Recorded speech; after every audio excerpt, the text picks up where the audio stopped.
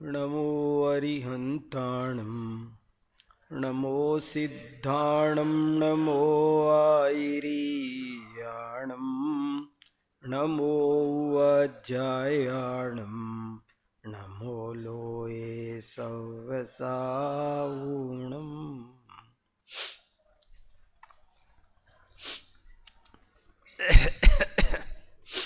ये भी चर्चा होती है कि शोध में मंगलाचरण हो कि नहीं हो। सुबह नहीं किया था ना मैंने, अभी किया, यही बताने के लिए कि ये भी एक चर्चा का विषय है। मतलब आपकी लुकिंग ऐसी आनी चाहिए कि आप किसी के भी नहीं हैं। अगर आप किसी के हैं तो आपकी शोध संदिग्ध हो जाती है। और इसीलिए ये जो आधुनिक शिक्षा पद्धति में जो विकास आया है वो इसीलिए आया है कि न ड्रेस से वो लगे, न किसी और चीज़ से वो लगे, और कंपैरेटिव स्टडी, केवल अध्ययन माने अध्ययन। खैर, हम लोग बात कर रहे हैं शोध क्या, क्यों और कैसे। और उसके बाद दूसरा विषय है शोध के घटक और प्रकार। सब चर्चाएं सब मिली जुली चल रही है। बहुत अच्छा है, आप लोग अभी से ये बात सुन रहे हैं, समझ रहे हैं। मुझे ऐसे विचार आया कि जो विद्यार्थी अपने निकल चुके ना, उनको भी भाग, जो लोग शास्त्री करके चले गए ना, उनके लिए भी ये बहुत ज़्यादा काम का है। चलो देखो, सुबह जो चर्चा हुई थी वो थी मुख्यता थी कि शोध क्या है। हालांकि उसमें क्यों भी आ गया, कैसे भी आ गया, घटक भी आ गए, पर चर्चा का मुख्य बिंदु सुबह का था कि शोध होती क्या है शोध। इस विषय पर ही सुबह सबसे ज़्यादा फोकस हुआ था। देखो, मैं आपको अपने अनुभव से मूल बात बताऊंगा, ऐसी बात कि जिससे बाकी की सब लपेटे में आ जाती है। मैं बहुत से लोग आपको एक एक पॉइंट बता देंगे अच्छे से कंप्यूटर पर, मैं वो नहीं बता सकता, लेकिन मैं ऐसी बात बताऊंगा कि जिससे सारी बातें आ जाएगी। ऐसा बहुत बार होता है कि हम ऊपर ऊपर के बिंदु रट लेते हैं और उनको तो फॉलो कर लेते हैं, और वो जो शोधपूर्ण दृष्टिकोण बनना चाहिए वो नहीं बन पाता है, बात बची रह जाती है। इसलिए मैं चाहता हूँ कि मूल मुद्दे पर थोड़ा ज़्यादा जोर दे दूँ। आपको अगर शोध का महत्व समझ में आ गया और अगर आप शोध के मार्ग में लग गए तो मेरी सारी मेहनत सफल हो गई। आपको बस इतना सा समझ में आ जाए कि ये शिक्षा यहाँ रोकनी नहीं है, आगे बढ़ना है और पीएचडी भी करना है, जिंदगी भर शोध अध्ययन करते रहना है। ये बात आपको इस कार्यशाला से समझ में आ जानी चाहिए। तो क्या में तो हमने प्रामाणिक तथ्यों की प्रस्तुति को शोध कहते हैं, ये बात सुबह अच्छे से समझी थी। परिभाषा थी किसी भी मान्यता या अवधारणा का निष्पक्ष रूप से प्रमाण सहित प्रस्तुतिकरण शोध कहलाता है। ये परिभाषा बनाई, शोध के पर्यायवाची बताए, सब कुछ बताया। शोध कितनी इम्पोर्टेंट होती है उसमें से ये भी निकल आया कि कैसे करते हैं, सब बातें निकल के आई। फिर भी अब मैं थोड़े से अपने नोट्स में से कुछ बातें शांति से आपके साथ रखता हूँ। शोध क्या, क्यों, कैसे पर कुछ सामग्री भी आपको दे देंगे, 3-4 लेख है वो भी आपको देंगे। और मैंने शोध क्या, क्यों, कैसे इस विषय पर 3 लेक्चर पहले कर रखे हैं जो YouTube पर अवेलेबल है, उनसे भी पढ़ा जा सकता है। सुबह भी बहुत सारी रेफरेंस सामग्री बताई थी। आप किसी भी लाइब्रेरी में जाओगे तो रिसर्च सेक्शन होता है, वहाँ घुसते ही शोध प्रविधि या रिसर्च मेथडोलॉजी की बहुत सारी किताबें हैं। आप कोई सी भी जो आपको पसंद आए, 1-2 भी किताबें पढ़ेंगे तो बहुत सारी बातें समझ में आ जाएगी। अब थोड़ी चर्चा करते हैं कि शोध क्यों की जाए। शोध करने से लाभ क्या है। शोध क्यों का मतलब है शोध करने से क्या लाभ है, शोध क्यों की जाती है। अब इस मुद्दे को थोड़ा उठाता हूँ, लेकिन बातें फिर वही मिक्स आएंगी, सब आएंगी उसमें भी। जैसे शोध क्यों करना चाहिए। 2 जरूरी काम है। एक, सत्य को समझना, दूसरा सत्य को समझाना। 2 जरूरी काम है। सुबह बताया था कि हिरण्मयेन पात्रेण सत्यस्यापि हितं मुखम। सत्य को उद्घाटित करना, खोजना, इसका नाम शोध है। और उसमें 2 डायरेक्शन है, 2 दिशाएं हैं उसके। एक ये कि हमको स्वयं समझना है, दूसरा ये कि हमें दूसरों को भी समझाना है। हमारे 2 काम है, हमको 2 काम करने हैं।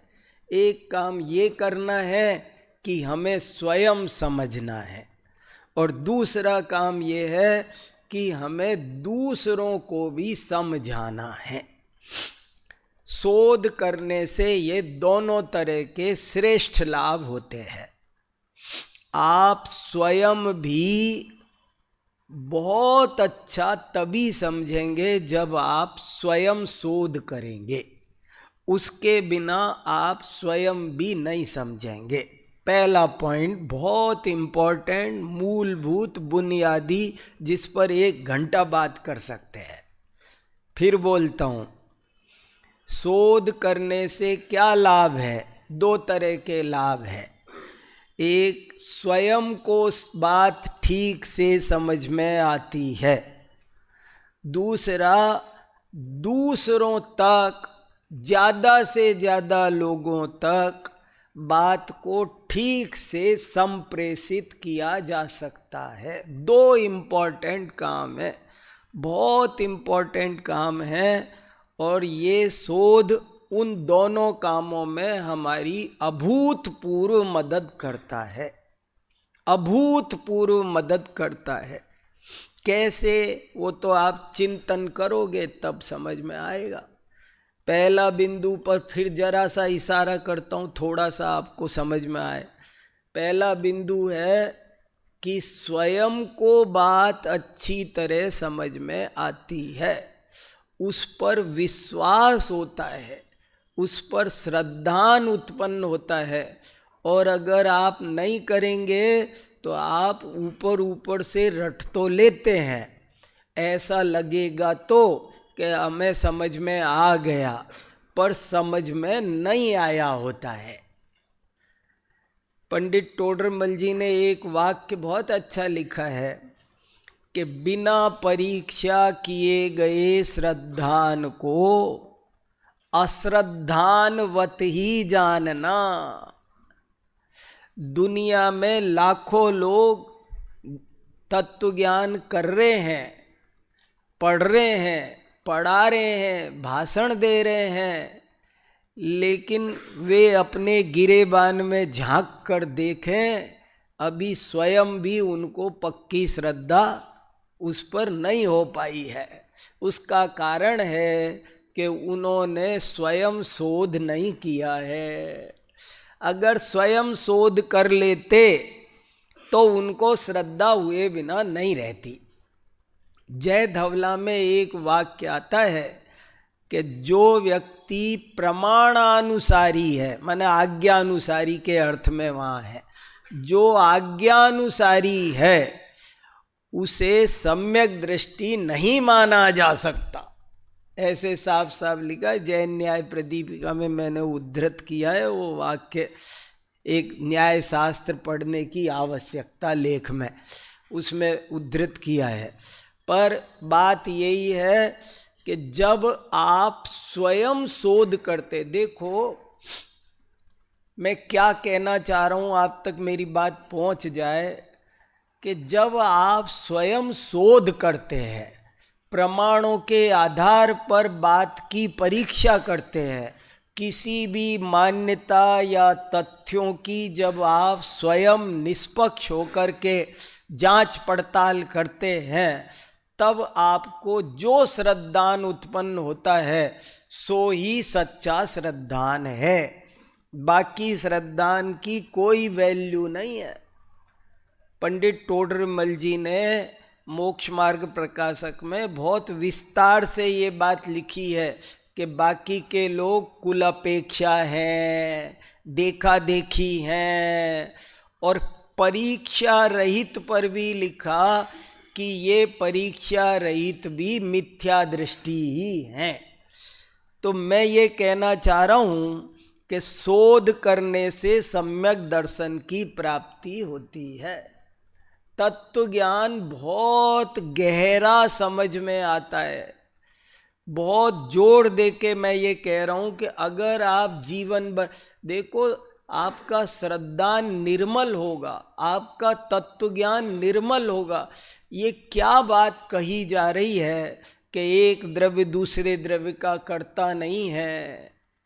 ये क्या बात कही जा रही है कि जिस द्रव्य का जिस क्षेत्र में, जिस काल में, जिस भाव से परिणाम, अभी आप सुन लोगे, लाखों की भीड़ ताली बजाने वाली मिल जाएगी, सब सुन लेंगे, सुना देंगे, ताली बजा देंगे, और कोई उसके खिलाफ बोले तो नाराज हो जाएंगे, उसके कट्टर सांप्रदायिक तो बन जाएंगे, लेकिन शोध किए बिना वो उस तत्व को समझ नहीं पाएंगे। उनकी स्वयं की समझ विकसित नहीं होगी, उनको स्वयं दृढ़ श्रद्धान नहीं होगा। इसलिए मैं रात और दिन अनुभव करता हूँ, मैं निरंतर शोध कार्य में डूबा रहता हूँ, और मैं ये मानता हूँ कि मैं साक्षात अमृतम पिबंती। आपको यदि सचमुच अमृत पान करना है तो मैं अपने हृदय से बता रहा हूं कि शोध कार्य करने का, जिनवाणी को ईमानदारी से पढ़ा जाए, बहुत अच्छे से पढ़ा जाए। अरे जैन धर्म की तो यही विशेषता है कि यहाँ तो भगवान भी कहते हैं कि तुम मेरी बात मेरे कहने से मत मानो। ये शोध कार्य करने से, प्रमाणों के द्वारा परीक्षण करने से, सब जगह लिखा प्रमाणैरर्थ परीक्षणम प्रमाणनयैरधिगम। तो शोध कार्य करने से सबसे पहला लाभ ये है कि स्वयं का तत्व ज्ञान दिन प्रतिदिन निर्मल होता है, अपना श्रद्धान निर्मल होता है, अपने नाना प्रकार के विकार जो बड़े खतरनाक खतरनाक होते हैं वे सब दूर भागते हैं। हमने सुबह बताया था कि शोध का मुख्य घटक है प्रामाणिकता प्रामाणिकता प्रामाणिकता। अब मैं 20 बना सकता हूं, लेकिन एक ऐसा है, सर्वे पदा हस्ति पदे निमग्ना। इसलिए इस पर अब इसमें देखो, प्रामाणिकता होनी चाहिए, तो ये किसके खिलाफ है? क्या नहीं होना चाहिए? अब उतने ही पॉइंट बना सकते हो। चीज को विस्तार से कहना हो तो बहुत पॉइंट बन जाएंगे, लेकिन क्या क्या आपकी विकृतियां, सारी जिंदगी बीत जाती है और वो विकृतियां नहीं निकलती है। मैंने अभी एक लेख लिखा है, न्याय शास्त्र के अध्ययन से हानि। क्या लिखा है? बड़ा अजीब विषय है ना, न्याय शास्त्र के अध्ययन से लाभ। इस पर तो मैंने 3 लेख पहले लिख दिए थे।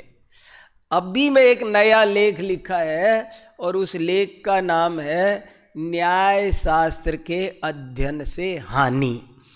शोध कार्य करने से अपना चित्त कितना पवित्र होता है और हम किन किन दुर्गुणों से मुक्त हो जाते हैं, ये बताने के लिए ये लेख पर आपको बहुत गंभीरता से ध्यान देना चाहिए। आपके सामने ये लगाए, वो न्याय शास्त्र से के अध्ययन से हानि वाला लेख आपको दिखा रहा हूँ। बहुत मेहनत करके लिखा गया है, बहुत काम का लेख है। कई कई जन्म बीत जाते हैं, आदमी इन दोषों से मुक्त नहीं होता है। आ गया ना? देखो ये बहुत बढ़िया लेख है, मैं भी देखना चाह रहा हूँ थोड़ा थोड़ा, ठीक है ना? मुझे भी दिखेगा ना?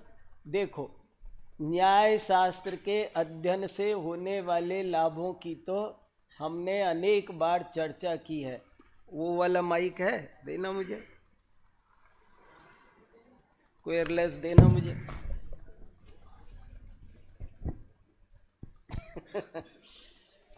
बात तो ऐसे ही बनेगी। देखो सुनो जरा, देखो ये लेख देखना बहुत जरूरी है, बहुत मन लगा के लिखा गया है, बड़े काम का है। जीवन में इन चीज़ों से मुक्ति नहीं मिलती है, इसलिए मैं आपको बता रहा हूँ।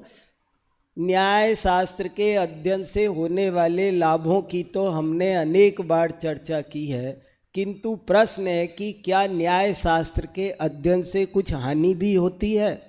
अब जरा उत्तर पढ़ो। हाँ, लाभ होता है तो हानि भी होगी ही, दोनों अविनाभावी हैं। समझ में आया? क्या गजब की लाइन है। लाभ होगा तो हानि भी होगी, कुछ पाने के लिए कुछ खोना पड़ता है। फिर देखो, न्याय शास्त्र के अध्ययन से हमारे अनेक महादोषों की हानि होती है। नंबर 1 अंधविश्वास, नंबर 2 पॉइंट बता देता, पढ़ता नहीं, आप पढ़ लेना बाद में। बहुत अच्छे से इनको सबको खुलासा भी किया ना, वो खुलासा भी सोच समझ के 4 बार काट कर लिखा है, 3 बार 4 बार में लेख लिखा है। अंधानुकरण, इसमें क्या फर्क होता है अंधविश्वास और अंधानुकरण में? अंधविश्वास श्रद्धा का दोष है, अंधानुकरण चारित्र का दोष है। अभी चलो आगे, ये पढ़ोगे ना तो समझ में आएगा। पक्षपात, पक्ष व्यामोह, मैं सुबह कह रहा था जीवन बीत जाता है, आदमी पक्ष व्यामोह से ऊपर नहीं उठ पाता है। फिर पूर्वाग्रह, फिर ये भी बहुत पहले से कुछ मान के बैठे हैं, नाक में घुसा के बैठे हैं, अब कहाँ गंध आएगी। फिर भावुकता, इमोशनल ब्लैकमेलिंग, जबरदस्त चीज है ये, बहुत लाखों लोगों ने अपनी जिंदगी खराब कर रखी है भावुकता के चक्कर में। फिर उत्तेजना, शोध कार्य में उत्तेजना को कोई स्थान नहीं है। सुबह कहा न, शोध कार्य करने वाले का ना कोई मित्र होता है, ना कोई शत्रु होता है, ना अपना होता है, ना कोई पराया होता है।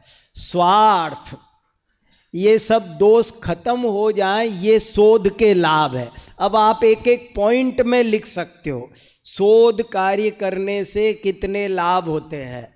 फिर देखो, संकीर्णता, वस्तु का स्वरूप है वो आकाश के समान उदार है, लेकिन जब कोई व्यक्ति शोध नहीं करता है तो संकीर्णता में सारी जिंदगी काटता है। वो वैसा आकाश जैसा व्यापक बने तो उसे वत्थु साओ धम्मो समझ में आ सकता है।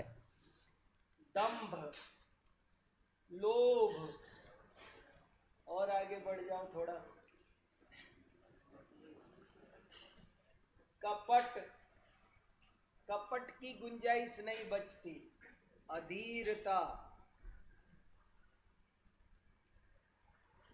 अधीरता, असहिष्णुता, असहिष्णुता। हेलो, ये चालू है बंद हो गया? हेलो, वो चालू है बंद हो गया? कोई नहीं है, 1 मिनट में हो रहा है पूरा। असहिष्णुता, मंद बुद्धित्व। शोध कार्य करने से बुद्धि प्रखर होती है, बहुत प्रखर होती है। कोई मंद बुद्धि भी हो तो उसका मंद बुद्धित्व दोष दूर होगा। फिर आगे बढ़ो थोड़ा, 17 है मंद बुद्धित्व। भय और आशा, शोधार्थी को कोई डर नहीं। शोध का वातावरण, शोध हमको एक ऐसा एटमॉस्फेयर देता है। सुबह चर्चा की ना, शास्त्रार्थ होते थे, डराते थे, धमकाते थे, प्रलोभन देते थे, तुम जीते तो ये मिलेगा, हारे तो ये सजा है। अरे ये कोई बात हुई? खुली चर्चा होने दो। फिर आकुलता, इतने सारी चीज़ों का हमको हमारा विनाश होता है। कोई नहीं, चलो थोड़ी चर्चा फिर करते हैं, फिर कुछ बात होगी तो फिर करेंगे। मैं इसको भी तो नहीं भूल जाऊंगा, सुबह सॉल भूल गया मेरी, फिर दिन में ठंड लगी।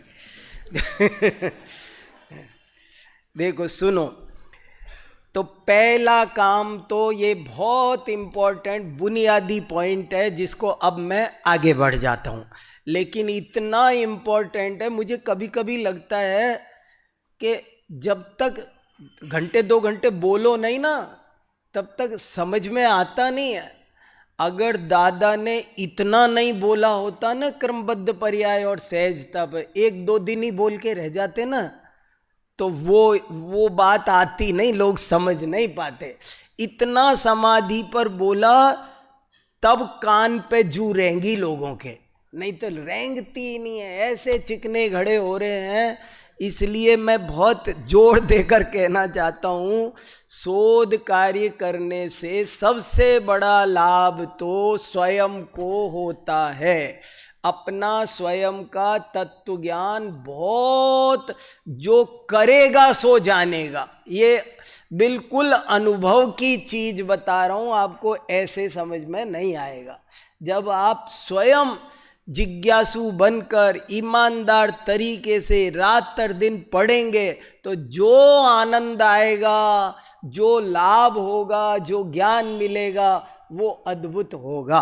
तो पहला फायदा तो ये है कि अपना चित्त अनेकानेक विकृतियों से जो मुश्किल से निकल पाती हैं, अच्छे अच्छों के रह जाती हैं, वे विकृतियां निकल जाती हैं और अपना चित्त स्वस्थ शांत हो जाता है। हम किसी भी चीज़ को ठीक से देख पाते हैं, समझ पाते हैं।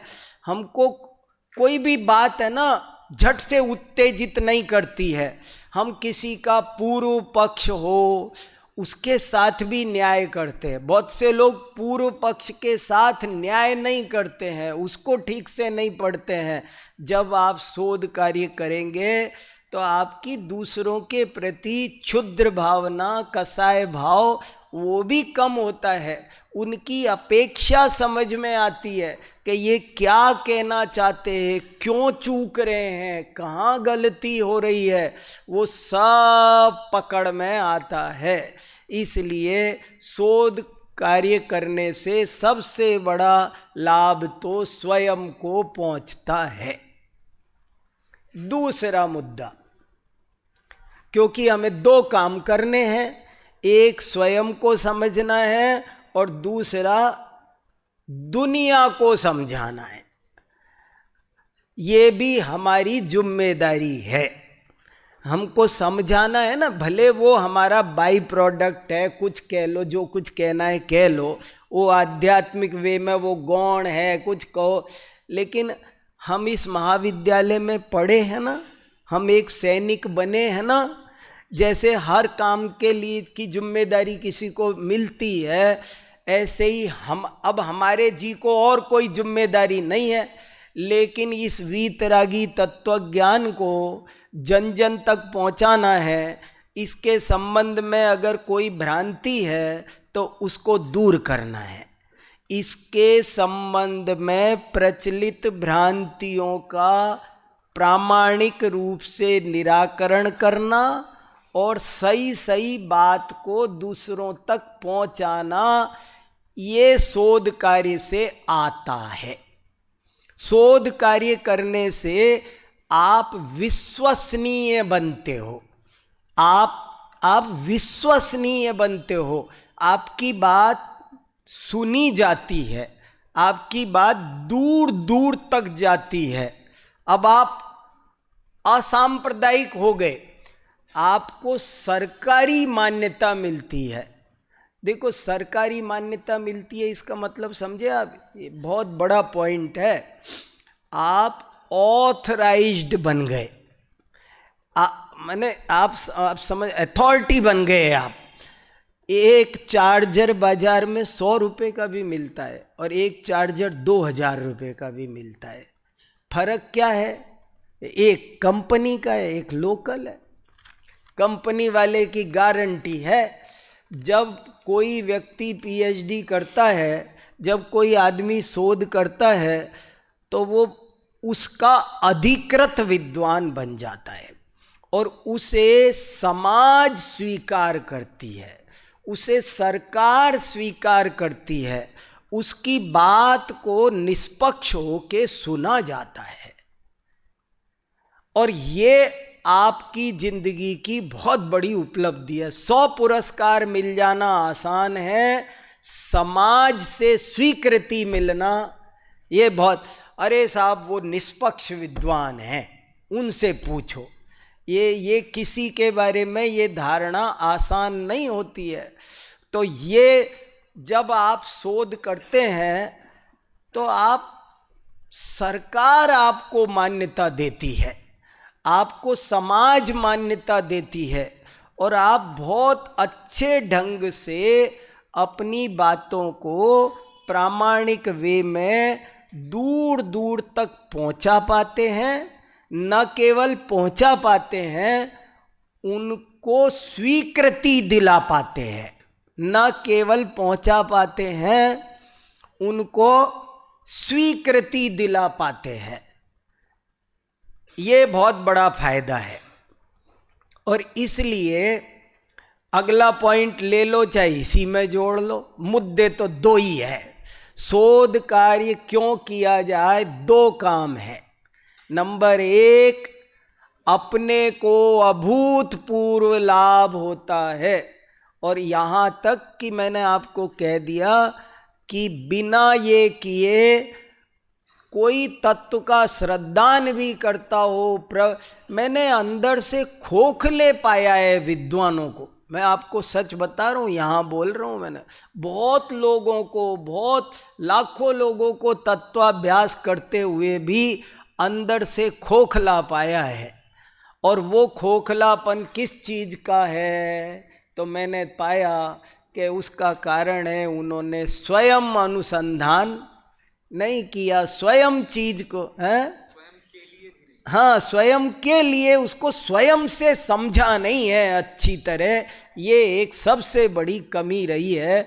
तो शोध कार्य करने से एक तो सबसे बड़ा फायदा ये है। और दूसरा फायदा ये है कि जब आप दूसरे को भी कहेंगे ना, तो आपके जब इतने दोष आपके निकल गए तो कहते हैं ना, दिल की बात दिल से निकलेगी तो दिल तक जाएगी। आप जब अच्छे से कहोगे तो दूसरे तक पहुंचे बिना नहीं रहेगी, अगला भी उस बात को सुनेगा, समझेगा, मानेगा और उससे बहुत अधिक प्रभावना होगी। जैन धर्म की बहुत अधिक प्रभावना की जा सकती है। शोध कार्य करने से जैन धर्म की बहुत अधिक प्रभावना की जा सकती है। कैसे? फिर 2 वेज हैं। नंबर 1 के उसके संबंध में प्रचलित भ्रांतियों का आप ठोस निराकरण कर सकते हो। और 2, एक तो ये कि उसके बारे में जो भ्रांतियां हैं उनको दूर कर दो। दूसरा, जैन दर्शन के तत्वज्ञान को प्रमाण सहित प्रामाणिक रूप से ज़्यादा लोगों तक, जो केवल जैन हैं और संप्रदाय भाव से सुन रहे हैं, ऐसे लोगों को सुनाने वाले, सुनने वाले तो ऐसे बहुत है, लेकिन दूसरे लोग भी उस चीज को सुने, समझें, स्वीकार करें, तो कितने बड़ा काम हो सकता है। देखो, शोध से प्रभावना कैसे होती है, एक प्रसंग सुनाता हूं, एक दृष्टांत से बात समझ में आएगी। सन 1885-86 की घटना है। पंडित गोपाल दास जी बरैया कलकत्ता में 10 लक्षण में प्रवचन करने गए थे। ये बिल्कुल सही घटना है। और जब वो 10 लक्षण में प्रवचन करते थे तो वहाँ की जैन समाज ने कहा, पंडित जी एक दिन में आपका भाषण कॉलेज में भी रख दें क्या? अपना कॉलेज में भी वो चलता है, सुन लेंगे बच्चे। साइंस कॉलेज चलता था उस समय। तो पंडित जी बोले रख दो, सुबह शाम मंदिर में करते, दिन में कॉलेज में एक भाषण हो जाए। तो कॉलेज में उनका एक साइंस कॉलेज में भाषण रखा और पंडित जी ने वहाँ बोर्ड पे जाकर विषय लिखा। उनका भाषण का विषय था जीव का स्वरूप। साइंस के बच्चे बैठे हैं और पंडित जी ने क्या विषय रखा? जीव का स्वरूप। और वो समझाने लगे तो सारे बच्चे हैं ना हंसी उड़ा रहे थे, नीचे झुक झुक करके हंस रहे थे। क्यों? कि पंडित जी समझा रहे थे कि पृथ्वी जीव है, जल जीव है, अग्नि जीव है, वायु जीव है, वनस्पति जीव है। यहीं से पाठ शुरू हुआ। एक केंद्रीय जीव क्या होते हैं? तो साइंस के बच्चे खिल्ली उड़ा रहे थे। मनी मन में ये लग रहा था ये कौन आ गया गप ठोकने, ये कोई बात होती है। लेकिन वहां पर उन्हीं बच्चों में जगदीश चंद्र वसु भी बैठे थे और जगदीश चंद्र वसु को ये क्लू मिला कि कोई बात होनी चाहिए। और उन्होंने फिर उस पर रिसर्च की। बोले अच्छा खोजते हैं। और खोज करके उन्होंने सन 1904 में वर्ल्ड साइंस कॉन्फ्रेंस हुई, उसमें प्रयोग करके ये सबको दिखा दिया कि पेड़ जीव है। धर्म ग्रंथ तो बहुत पहले से मानते थे कि पेड़ जीव है, लेकिन दुनिया ने पहली बार माना सन 1904 में कि पेड़ भी जीव होते हैं। ये किसका कमाल है? मुझे बताओ आप, किसका कमाल है? आप आज भी हजारों जैन धर्म की हजारों बातें ऐसी हैं जो वैज्ञानिक हैं, प्रमाणों से समझाई जा सकती हैं।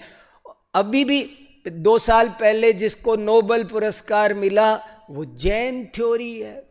कितनी सारी चीजें हैं जिस गुरुत्वाकर्षण के सिद्धांत को आप कहते हैं कि न्यूटन ने खोजा, वो गुरुत्वाकर्षण का सिद्धांत तो राजवार्तिक में लिखा है, ऐसे की ऐसे लिखा है, चौथे अध्याय के 42वें सूत्र में गुरुत्वाकर्षण का सिद्धांत लिखा है, एज इट इज लिखा है। वो का वो लिखा है कि पेड़ से फल गिरता है तो नीचे क्यों गिरता है, तो गुरुत्वाकर्षण से गिरता है ये। लेकिन हमें पता नहीं। हम लोग जब तक, अभी मैं जब अब कैसे पर आऊंगा ना, तो वहां यही बात होगी। कैसे का क्या सूत्र दिया था सुबह? परिश्रम, परिश्रम और परिश्रम। तीसरे का ये सूत्र। मैं तो एक एक आपको चाबी दे रहा हूं, एक जड़ पकड़ा रहा हूं, उसके आधार पर आप सब पकड़ सकते हो पूरा पेड़। जब आपका अध्ययन व्यापक होगा तो अब आप बढ़िया शोध कर पाओगे।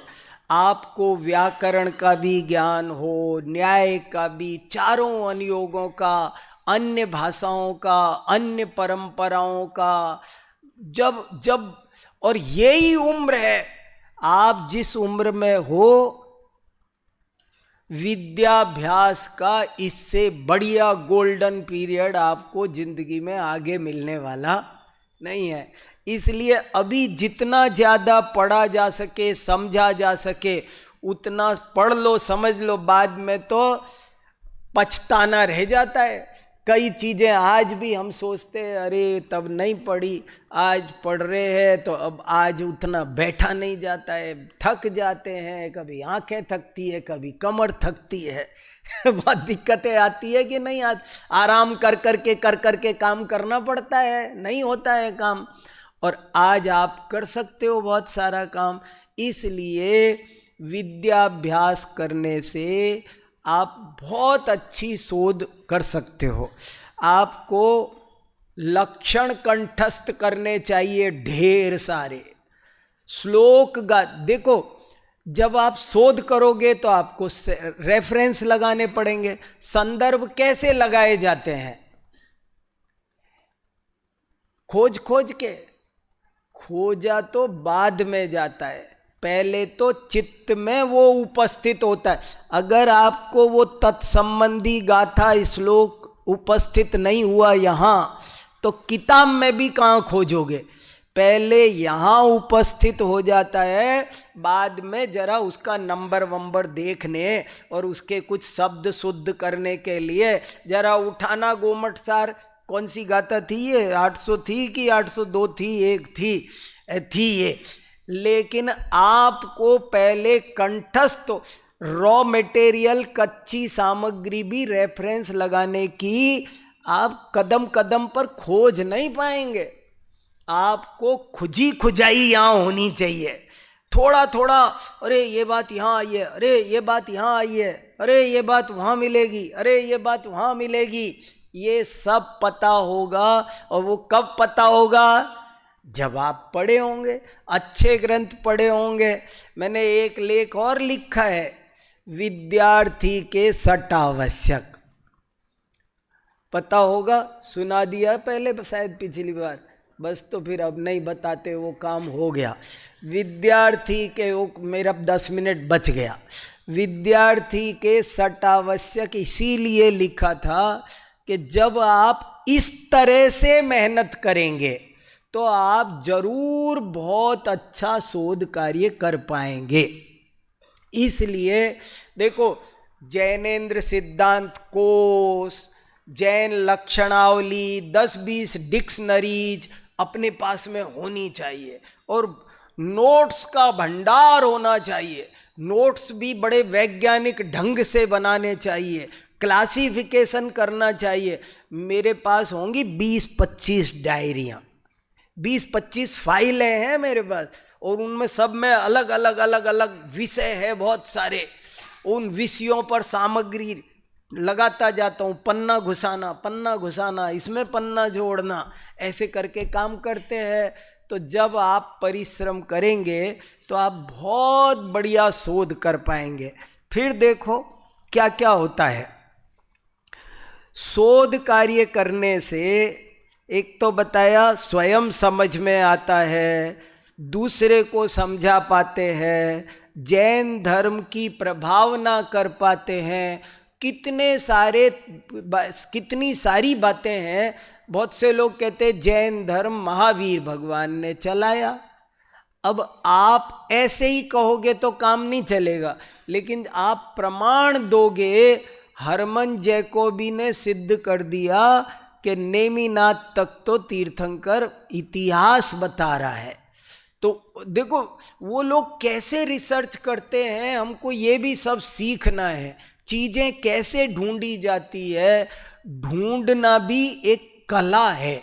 हालांकि आज गूगल के ज़माने में, एआई के ज़माने में काफ़ी कुछ सरल होता जा रहा है, लेकिन अभी भी प्रामाणिक तथ्यों को खोजना एक चुनौती है। खोजने की कला आनी चाहिए। कैसे जल्दी से कैसे खोजा जाए। कितने ही लोग डिक्शनरी तक भी नहीं देख पाते हैं, कौन अल्फाबेटी किस क्रम से लगा हुआ है, कौन क्षत्रिय शब्द कहाँ मिलेगा। तो वो जब आपको ये नहीं पता होगा कि क्षत्रिय कहाँ मिलेगा, तो आप खोजेंगे कैसे। ये सब चीज़ें आज सीख लेनी चाहिए। फिर देखो, वैज्ञानिक चेतना का विकास होता है। आपका वे ऑफ थिंकिंग चेंज हो जाता है। बहुत अच्छा आपका वैज्ञानिक चेतना का विकास होता है। फिर देखो, आप स्वयं भी अज्ञान से मुक्त होते हैं, और जो सर्वत्र अज्ञान का अंधकार फैला हुआ है, अज्ञान का बोलबाला है, उससे आप दूसरों को भी मुक्त कर सकते हो। अगला फायदा एक लिखा मैंने, विवाद को संवाद में बदला जाता है। विवाद को संवाद में बदला जाता है। शोध का कभी अंत नहीं होता है। एक शोध पत्र के ऊपर दूसरा आ सकता है, दूसरे पे तीसरा आ सकता है, चेन चल सकती है, पर विवाद नहीं होगा, संवाद बढ़ेगा। तो विवाद को संवाद में बदल देना ये मामूली उपलब्धि नहीं है। आप कलह से बच जाते हैं, खून खराबे से बच जाते हैं। देश ने बहुत नुकसान धरती पर देखा है इस लड़ाई के चक्कर में, उस सब से आप बच सकते हैं, ये फायदा भी है। और अपने चित्त में सद्गुणों का विकास होता है।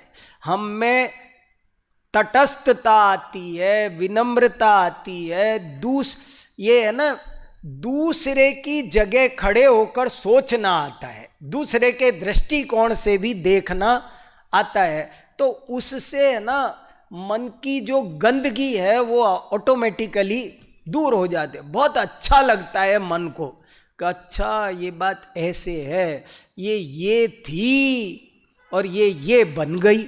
जब बात क्या थी और क्या बन जाती है, ऐसा बहुत सारी बातें होती है कि वो गणेश जी महादेव जी के पुत्र है, तो महादेव जी माने ऋषभ देव, और उनके जो गणधर थे वृषभसेन, वो थे उनके पुत्र। तो गणेश जी को, गणधर को गणेश कर दिया। ऐसे बहुत सारी चीजें कैसे बन गई होती हैं, उनके कहाँ क्लू मिल जाते हैं आपको दूसरों के साहित्य में भी। वो सब शोध खोज करने से चित्त हल्का होता है, शांत होता है, निर्भर होता है। फिर देखो, नए तथ्यों की खोज होती है और ज्ञात तथ्यों की पुष्टि होती है। क्या कहा, ये भी बहुत इंपॉर्टेंट है। शोध कार्य से क्या लाभ है? नए तथ्यों की खोज होती है और विस्मृत तत्वों का अनुशीलन होता है और ज्ञात तथ्यों की पुष्टि होती है। आप जो जानते हैं उसे आप वेरीफाई कर पाते हो, पुष्ट कर पाते हो, और नए नए तथ्य खोज पाते हो। नए तथ्य रोज मिलते हैं। लाखों पांडुलिपियां आज भी ज्ञान विज्ञान को अपने अंदर दबाए हुए पड़ी हुई है। जब आप शोध के क्षेत्र में आएंगे तो तरह तरह के ग्रंथ खोजेंगे, उनमें तरह तरह की नई नई बातें निकलेगी। हर ग्रंथ कुछ देता है, तो इसलिए एक फायदा ये भी होगा बहुत ज़्यादा कि नए नए तथ्य सामने आएंगे, नए नए ग्रंथ सामने आएंगे, साहित्य संपदा का उद्धार होगा, और साहित्य की समृद्धि होगी तो समाज की समृद्धि होती है, प्रकारांतर से राष्ट्र की समृद्धि होती है। ये छोटी बात नहीं है। इसलिए ये सब, अब सोचो, धवला आज से 50 साल पहले, 70-80 साल पहले समझ लो, सन 50 के पहले हमारे पास में धवला नहीं थी। आज बाहर आई तो कितना सिद्धांत ज्ञान बाहर आया, और नहीं तो वो लुप्त हो जाए।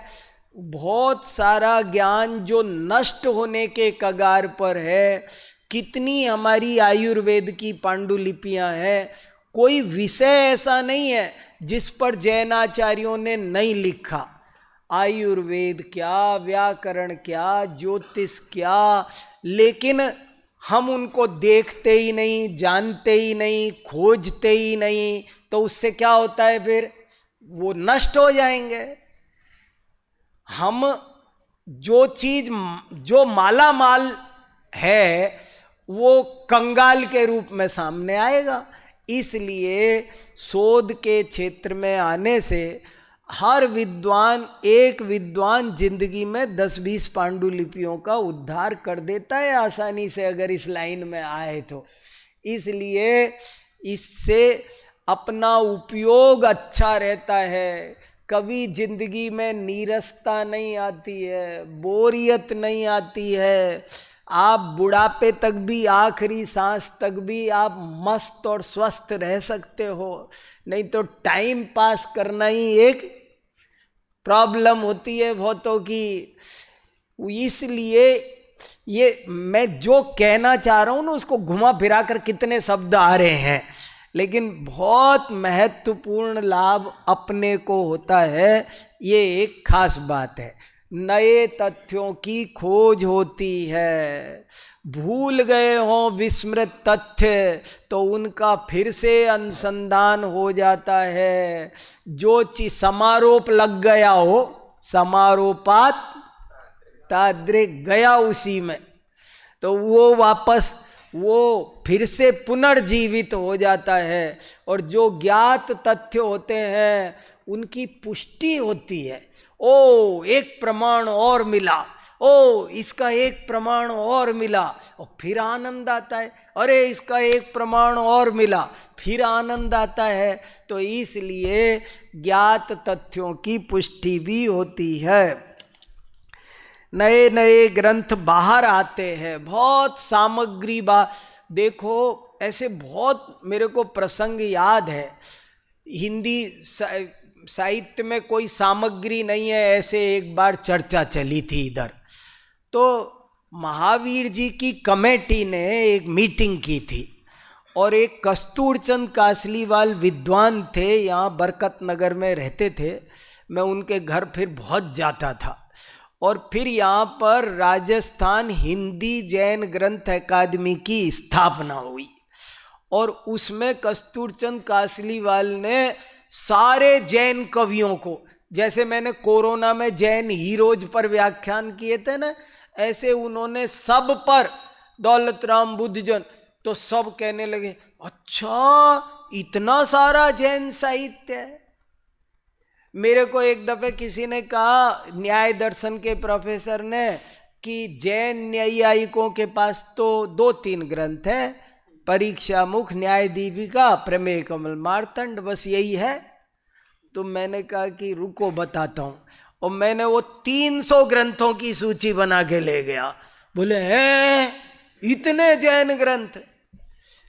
तो जैन आचार्यों ने हर विषय पर हजारों हजारों लाखों लाखों ग्रंथ लिखे हैं, लेकिन उन ग्रंथों का हमको भी ज्ञान नहीं है। पहली बात तो हमें ज्ञान होता है, और ये सारी ज्ञान की शाखाएं एक दूसरे से कैसे कनेक्टेड है, ये सब समझ में आता है।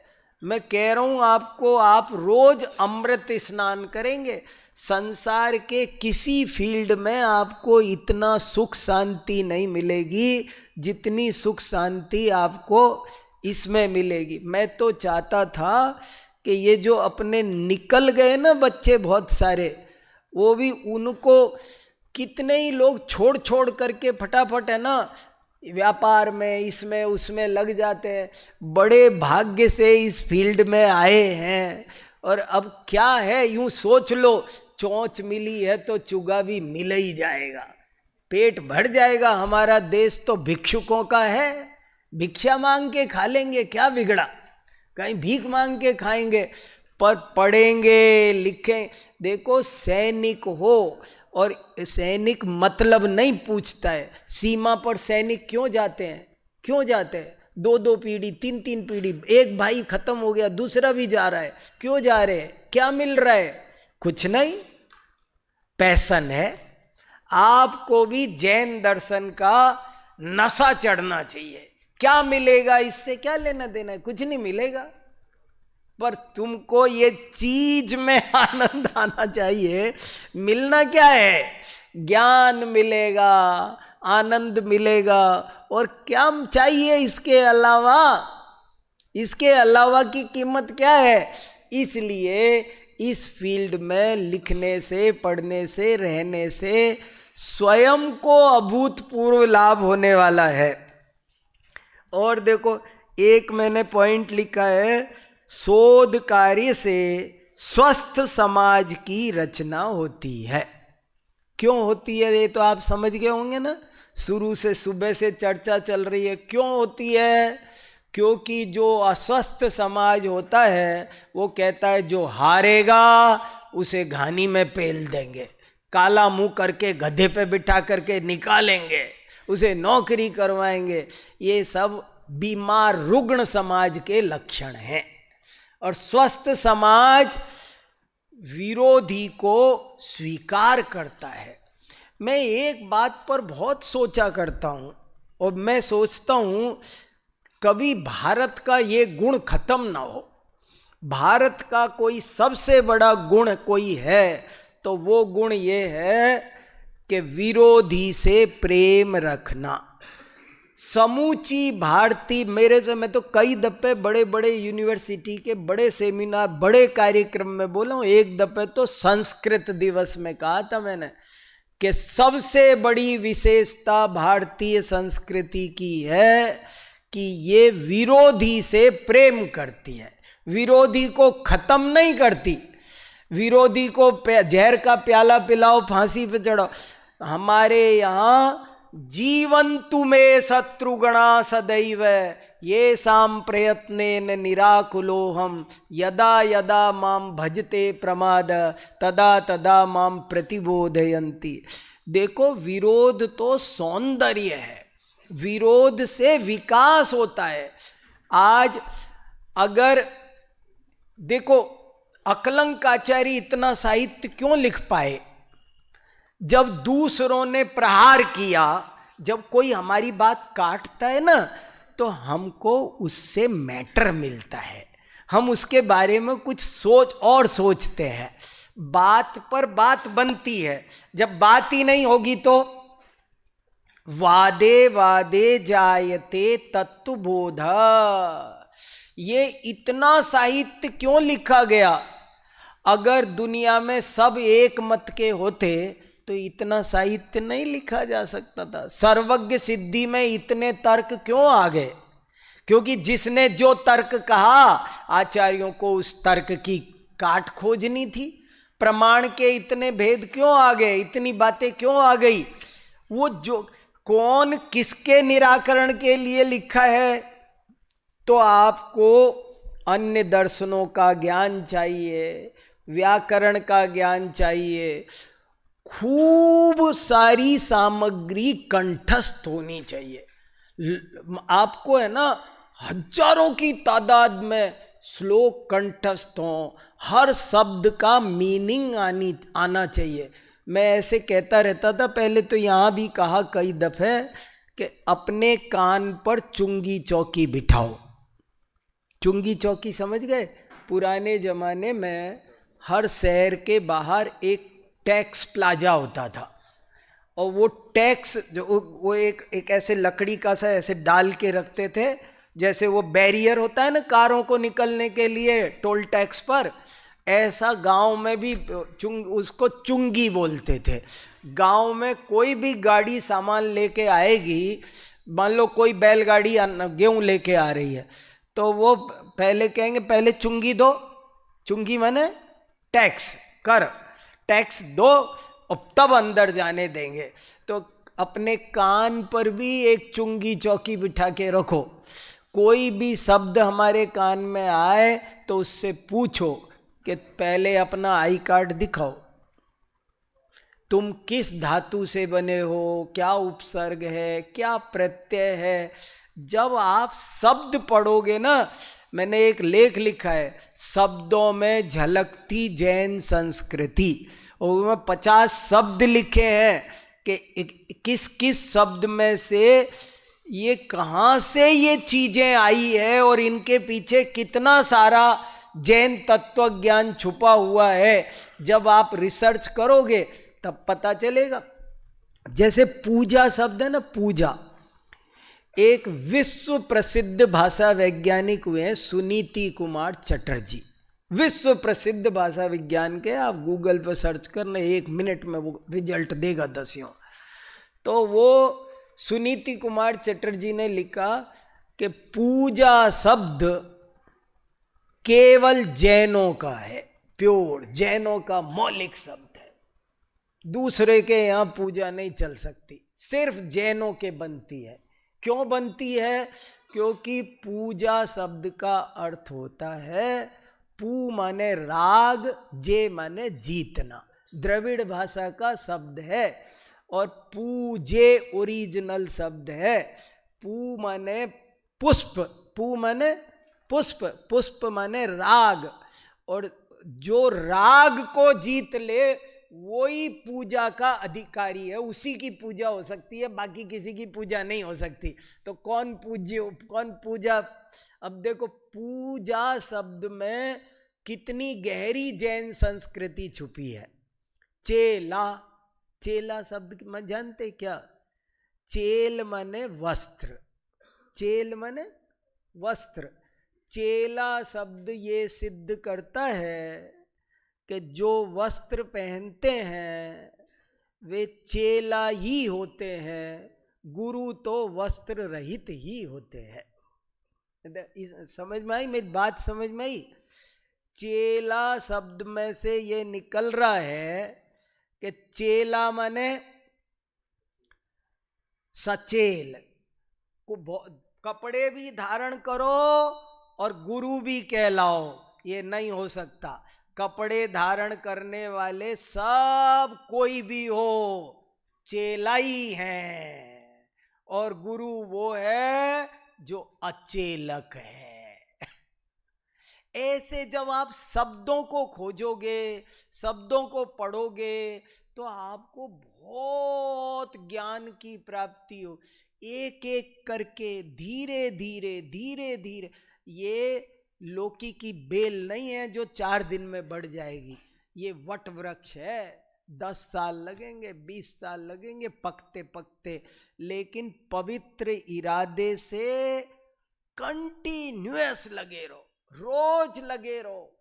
एक एक यदि अक्षर सीखो तो बन जाओगे विद्वान। एक एक अगर लगे रहे ना, रोजाना 2 अक्षर सीखो, रोजाना 2 श्लोक सीखो, रोज सब चीज आनी चाहिए, तब जा, और थोड़ा व्यापक ज्ञान होना चाहिए। मैं एक बात बहुत कहता रहता हूं, कम से कम एक ग्रंथ तो हमारे पास ऐसा होना चाहिए कि जिसका हमने सर्वांग अध्ययन किया हो। समझना मेरी एक बात, ही बहुत इंपॉर्टेंट बात है।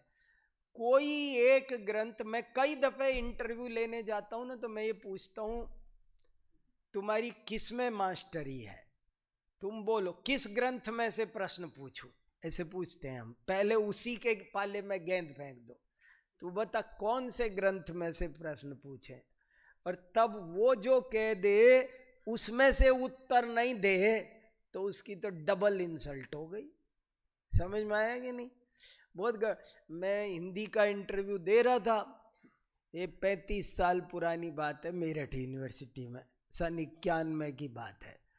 तो मेरे से पूछा अपना प्रिय कवि बताओ, तो मैंने कहा रहीम। तो मेरे से अगला प्रश्न पूछा उनका पूरा नाम क्या था। समझ में आया? झट से रहीम कह दिया, अगर मुझे ये नहीं पता होता कि उनका पूरा नाम अब्दुल रहीम खान खाना था तो मैं तो वहीं मारा गया। तुम जिसे प्रिय कवि कह रहे हो उसका तुमको नाम भी नहीं पता, और फिर कहा कि उनके दो दोहे सुनाओ। अब मैं कह दूं नहीं आते तो गए काम से। इसलिए मैं ये कहना चाह रहा हूं एक ग्रंथ तो कम से कम ऐसा तैयार करो, चाहे न्याय दीपिका। मैं कहता अगर कोई न्याय दीपिका का मास्टर होगा ना, न्याय दीपिका का, तो वो 300 ग्रंथों का मास्टर होगा वो। लेकिन होना चाहिए मास्टर, मास्टर माने मास्टर। आप 6 डाला के मास्टर बनो, लेकिन मास्टर बनो। उसमें कोई क्वेश्चन ऐसा नहीं होना चाहिए 6 डाला से संबंधित दुनिया में पूछा जाए कि 6 डाला को उसको अच्छी आती है तो आपका नाम जाना चाहिए कि 6 डाला पे कोई प्रश्न है तो उनसे पूछो, वो बताएगा। इतनी बढ़िया आपकी तैयारी होनी चाहिए। ऐसे नहीं कि हाँ 6 डाला आती है। फिर हमने कहा कि अच्छा वो रोला क्या होता है, वो तो नहीं पता मुझे। ऐसे नहीं चलेगा, जब उसमें रोला छंद है, आप एक ग्रंथ पूरा पढ़ोगे तो आपको छंद भी आ जाएगा। भाषा, ये कौन सी भाषा में लिखा हुआ है वो तो हमें पता नहीं कौन सी भाषा में लिखा हुआ है।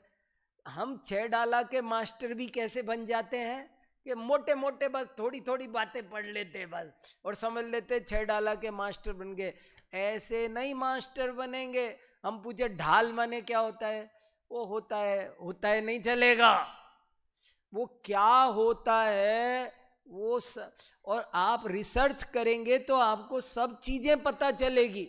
ढाल क्या होती थी, ढाल कैसे लिखी, ये ढाल की एक विधा है, एक पद्धरी क्या है, गीतिका क्या है, हरि गीतिका क्या है, वो सब चीजें कौन चीज कहाँ से आई।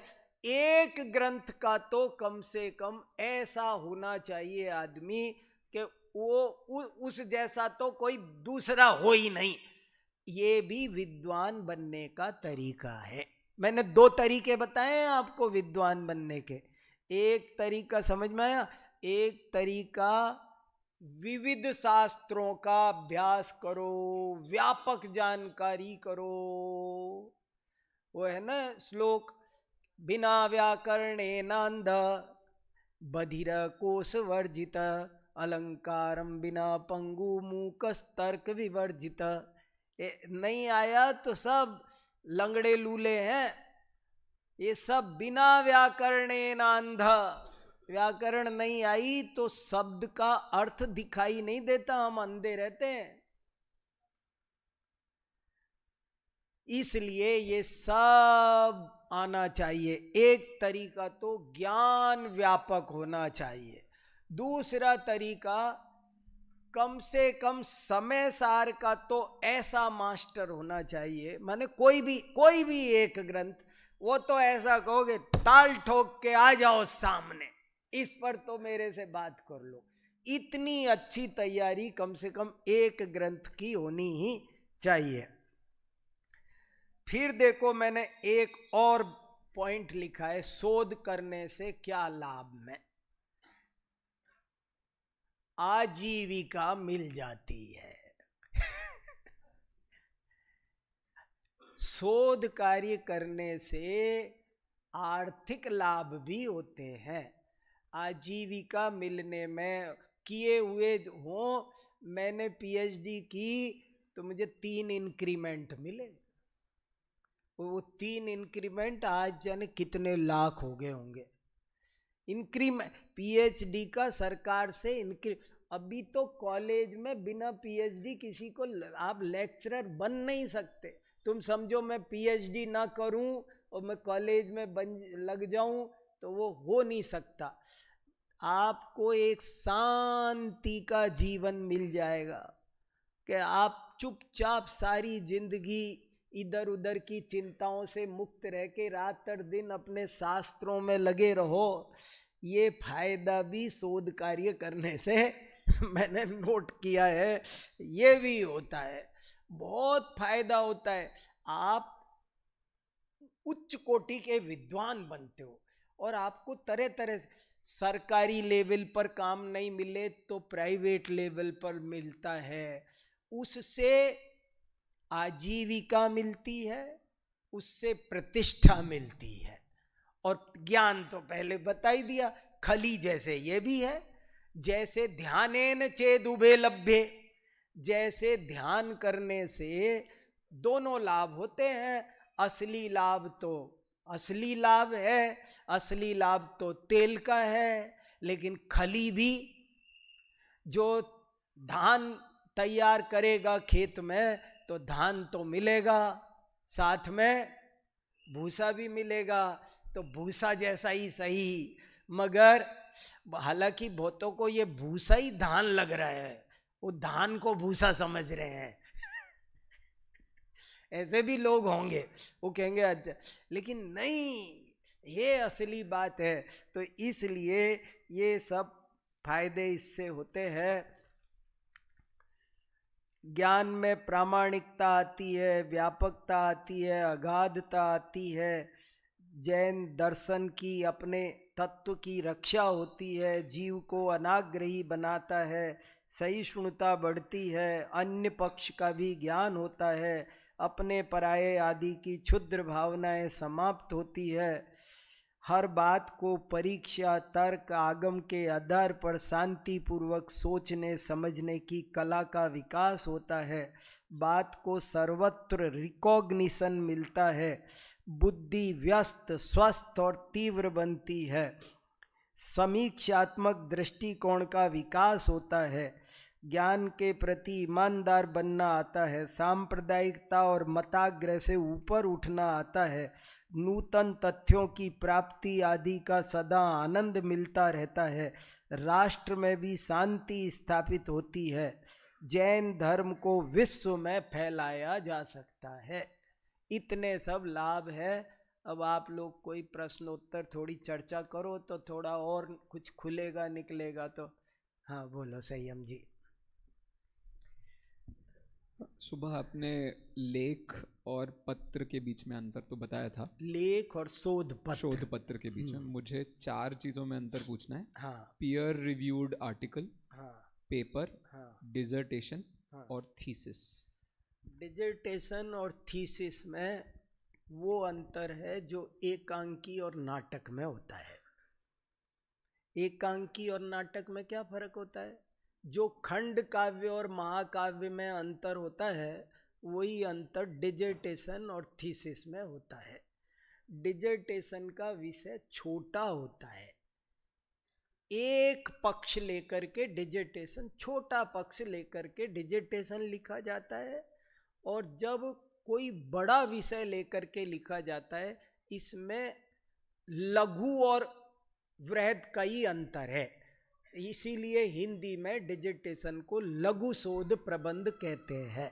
तो शोध प्रबंध में और डिजर्टेशन में तो मेरी समझ में ये अंतर आया है।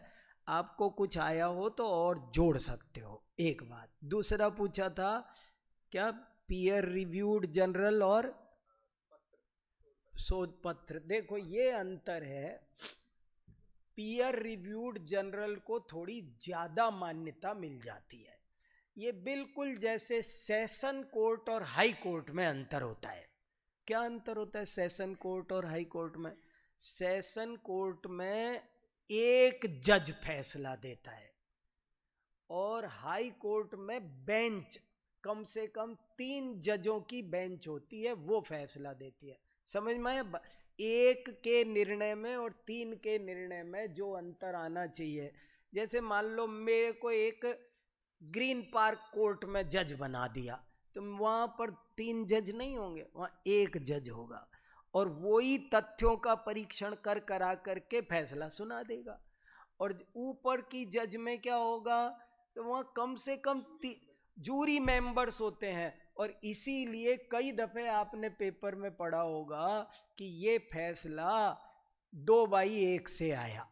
2/1 से आया का मतलब है 2 जज इसके समर्थन में थे, एक जज ने कहा मैं समर्थन में नहीं हूं, बहुमत से फैसला आया। ऐसे ही सामान्य शोध पत्र में, पत्रिका में और पीयर रिव्यूड जर्नल में ये फर्क होता है कि शोध पत्र का तो कोई भी एक प्रोफेसर साहब संपादक है और वो निकाल रहे हैं शोध पत्रिका, शोध पत्रों को परीक्षण कर रहे हैं, यूजीसी से मान्यता ले ली है तो वो शोध पत्र है। पीयर रिव्यूड जर्नल में आगे मेंबर लिखे होते हैं 5, 4, 3 कोई, कि हमारा ये जर्नल में जो एक भी लेख जाएगा तो वो निम्नलिखित 4-5 बड़े बड़े देश प्रसिद्ध विद्वान हैं, शोध के अधिकारी, विविध परंपराओं के हैं। एक जैन है, एक सांख्य है, एक वेदांती है, तो वो एक वैयाकरण है, एक ज्योतिषी है, तो उससे वो चीज थोड़ी सी और वजनदार हो जाती है। इसलिए पीयर रिव्यूड जर्नल के शोध पत्र को विशेष मान्यता दी जाती है। मैंने ठीक कहा है? कुछ जोड़ो, चर्चा कर रहे हैं अपन। देखो, हारने से मैं तो घबराना बिल्कुल छोड़ दिया। मैं तो बहुत कहता रहा, मैंने सुबह आपको जानबूझ के हजारी प्रसाद द्विवेदी का बाण भट्ट की आत्मकथा का सुनाया।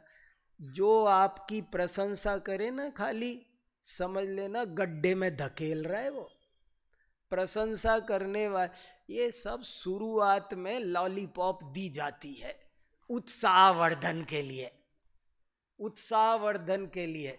मैं वहाँ दिल्ली में स्वाध्याय करता हूँ ना शास्त्र सभा में, मेरा 2-3 लोगों से एग्रीमेंट है कि बाद में मुझे मेरी कमी बताना। मैं सबसे कमी लेता हूँ, रिपोर्ट लेता हूँ। पहले यहाँ जयपुर प्रिंटर्स में एक राजमल जी थे, मैं यहाँ किशन पोल बाजार में प्रवचन करता था रोज, वे रोज मेरी सभा में आते थे और बाद में अंत में एक कागज लिख करके कहते थे ये आज ये कमी रही है।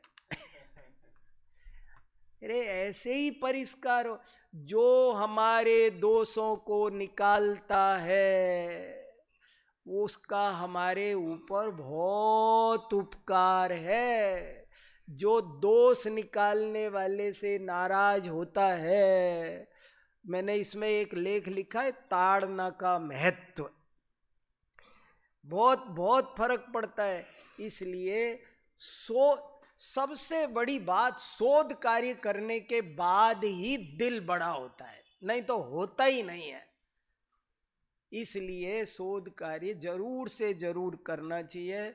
मुझे आप सबको यही बात कहनी है कि अब आप लोग ये सुन रहे हो, सो इसका महत्व समझ के छोड़ना नहीं। छोटे मोटे फालतू के कामों में मत लग जाना, 2 कौड़ी के काम है, कुछ नहीं है, क्या होगा, कहीं पर कोई दुकान सी ले ला के बैठ गए, 2 पैसे कमा लिए। बढ़िया पढ़ लिख करके आते ट्राई करो। और कौन कहता है सबके सब बढ़िया यूनिवर्सिटी कॉलेज में प्रोफेसर बनने लायक हैं? सबके सब बन सकते हैं, लेकिन मन के हारे हार है। और कोई सारा प्रश्न? मामला तो आपके मन का है। चलो और बोलो बोलो और चर्चा करो, थोड़ी देर चर्चा एक करो। प्रश्न हाँ मैं और पूछ रहा हूँ। सम्यक दर्शन ज्ञान चारित्र हाँ, शोध है या शोध फल? दोनों है, शोध भी सम्यक। क्या पूरा प्रश्न फिर बोलो? रत्नत्रय की प्राप्ति शोध का फल है। रत्नत्रय शोध है, अगर हम उसको प्राप्त कर लेते तो फल भी प्राप्त हो गया। और जिस शोध की अपन चर्चा कर रहे हैं, देखो एक मुद्दा अपना ये भी था शोध के प्रकार। शोध के प्रकार के बारे में मुझे एक बात कहनी थी थोड़ी सी, वो ये ही कहनी थी, शोध वास्तव में सभी क्षेत्रों में होता है, हर क्षेत्र में। ये पेट्रोल पंप वाले होते हैं ना, इंडियन ऑयल वाले, आईआईटी में भी, हर फील्ड में, ऐसा कोई फील्ड नहीं है जिसमें शोध नहीं होता हो। जमीन में से सोना कहाँ निकलेगा, आर्कियोलॉजी वाले भी शोध करते हैं। तेल कहाँ निकलेगा, ये भी निकालते हैं। आपको पता, हमारे शास्त्रों में आया है धवला में कि सोना कहाँ छुपा होता है जमीन में, इसका चिन्ह लिखा है कि जहाँ धव वृक्ष हो वहाँ सोना निकलता है, क्योंकि धव वृक्ष को सोना पसंद है, परिग्रह संज्ञा है उसके, इसे लिखा हुआ है। ये आप जैन शास्त्रों में तो इतना विज्ञान है, ये शब्द पुद्गल है, ये बात आज आप सिद्ध करो, कितना सरल है। आज तो जमाना बहुत अनुकूल है, अब वैसी बातें नहीं बची कि कट्टरता वाली, तो इसलिए आप बहुत अच्छे से इन कामों को तो शोध के प्रकार बहुत सारे हैं, पर मैंने उनको इसलिए भी ज्यादा नहीं छेड़ा। अपन को तो अपनी जिसे साहित्यिक शोध है, मैंने उसी पर सारी चर्चा की है, अन्य प्रकारों पर नहीं की है। और इस साहित्यिक शोध को शास्त्रीय भाषा में सामाजिक शोध भी बोलते हैं। वैसे भी एक प्रश्न था। हाँ कि जैसे बहुत बार ऐसा लगता है कि इतना सब लिखा हुआ है, हाँ, और जो शोध पहले हो चुकी है हाँ उसको ही हम पढ़ लें वही बहुत है। हाँ। तो उस समय शोध की क्या आवश्यकता है, या कैसे, कौन सा विषय है जिस पर शोध की जानी चाहिए, वो आवश्यकता कैसे प्रतीत हो?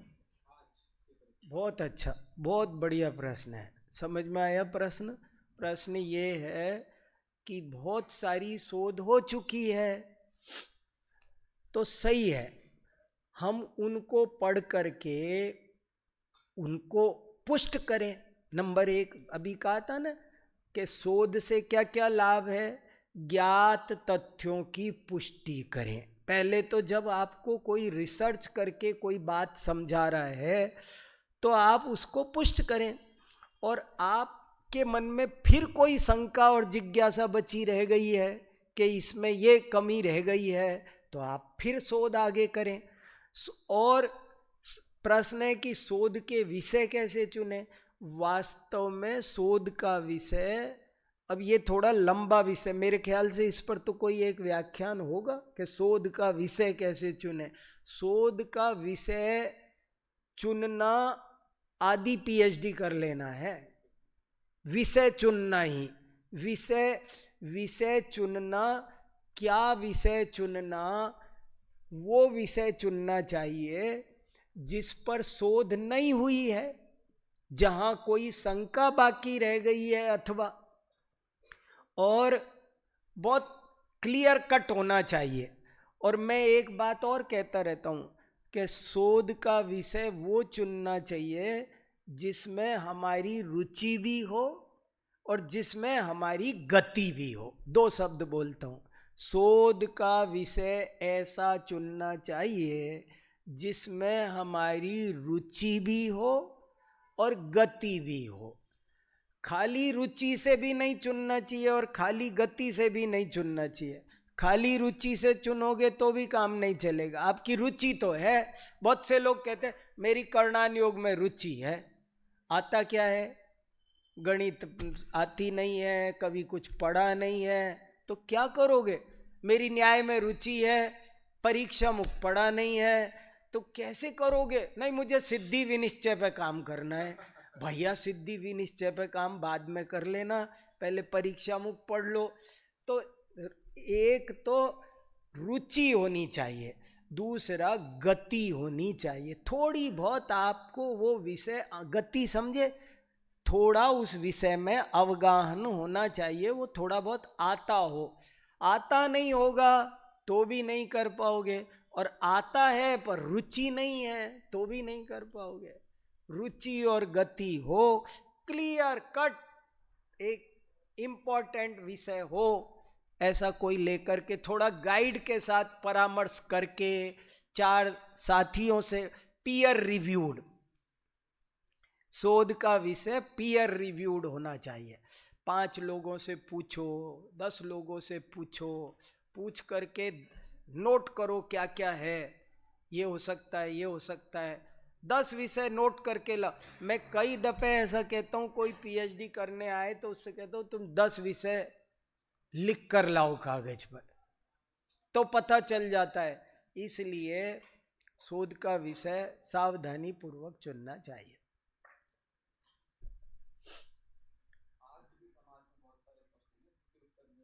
हाँ हाँ हाँ हाँ हाँ हाँ, बिल्कुल बिल्कुल, एकदम एकदम। नए ग्रंथों का संपादन, पाठालोचन, ये भी काम है। इस तरह के काम भी बहुत सारे हैं। हाँ बोलो बोलो। भाई साहब, आपने कहा था कि जो सम्यक दर्शन होता है वह शोध के द्वारा होता है, शोध पूर्वक होता है और परीक्षा के द्वारा होता है या कहें तो फिर ऐसे तो पर सम्यक दर्शन का नाम अधिगमच पड़ जाएगा। और जो निसर्ग सम्यक दर्शन होता है, फिर निसर्ग सम्यक दर्शन की प्राप्ति हमें कैसे होगी यदि परीक्षा के द्वारा ही होता है, उसके बिना नहीं होता।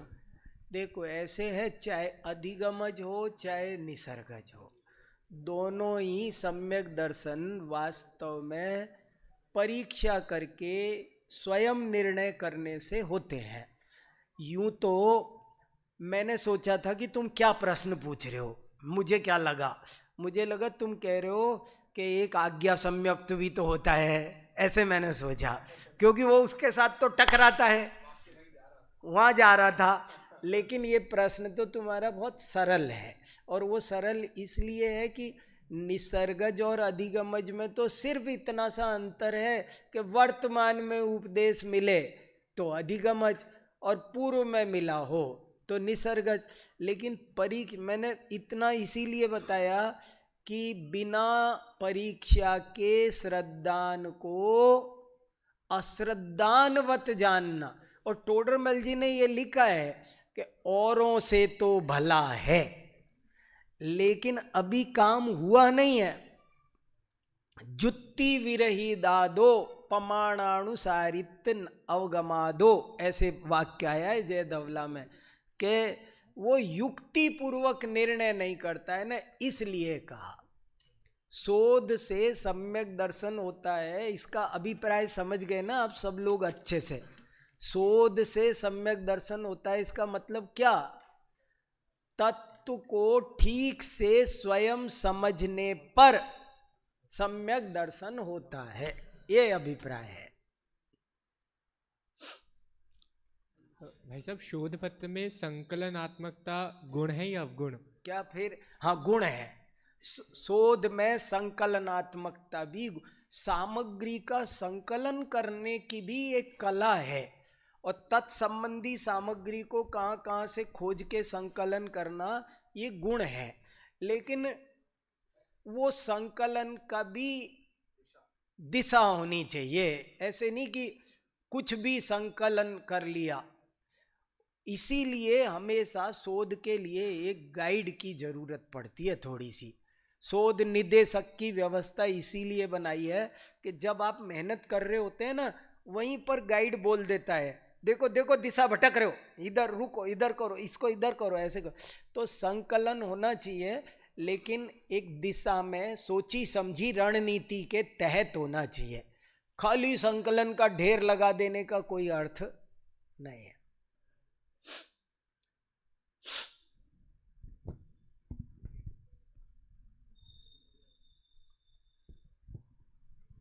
मेरे 2 प्रश्न हैं। हाँ बोलिए। पहला प्रश्न ये है कि साइंस के फील्ड में हम देखते हैं कि एक शोध पत्र का स्टैंडर्ड वर्ड लिमिट 2000 या 4-5 पेजेस का ही रहता है। तो हमारा जो विषय आर्ट्स एंड ह्यूमैनिटीज़ में आता है, तो इसका भी कोई स्टैंडर्ड वर्ड लिमिट है या फिर ये जर्नल टू जर्नल ही डिपेंड करता है कि इसका उत्तर कोई दे सकता है, मैं दे चुका हूँ। इसलिए आज सुबह इसका एक उत्तर दिया था। आज सुबह थे, आज सुबह की एक बात बताता हूँ। सुबह ये बात आई थी कि शोध का आकार कितना होना चाहिए। तो पीएचडी के लिए एक थीसिस अमेरिका में जमा हुआ है, वो 28 पेज का था, और एक थीसिस राजस्थान यूनिवर्सिटी में जमा हुआ था, मेरे शोध करने से 15 साल पुरानी घटना है, वो 80 किलो का था। तो शोध का कोई आकार नहीं है, ले दे करके ये एक जनरल उपदेश दिया भी जाता है। कोई भी मुझसे भी कोई मेरा रिसर्च स्कॉलर पूछे तो मैं उससे कहता हूँ अपने शोध प्रबंध को 400 पेज के आसपास रखो, 400 साढ़े ऐसे हम सभी बोलते हैं, लेकिन वास्तव में शोध के कोई पेज नहीं होते, ऐसा कोई तय नहीं है। आपका शोध 10 पन्ने का भी हो सकता है, चेक करने वाले पर डिपेंड करता है। कोई चेक करने, आपको पता है प्रवचन सार पर डॉक्टर AN उपाध्याय ने प्रस्तावना लिखी, प्रवचन सार पर, और उस प्रस्तावना को बर्लिन यूनिवर्सिटी ने डीलिट की उपाधि दी प्रस्तावना को।